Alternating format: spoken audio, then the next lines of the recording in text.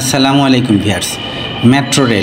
Metro রেলে এক জায়গা থেকে অন্য জায়গায় খুব দ্রুততার সহিত যাওয়া যায় এবং সময়ের মধ্যে আপনি পৌঁছাইতে পারবেন, কিন্তু ভিতরে ওঠা এবং নামা এবং ভিতরে অবস্থান করা অনেক দুর্ভোগ পোহাইতে হয়।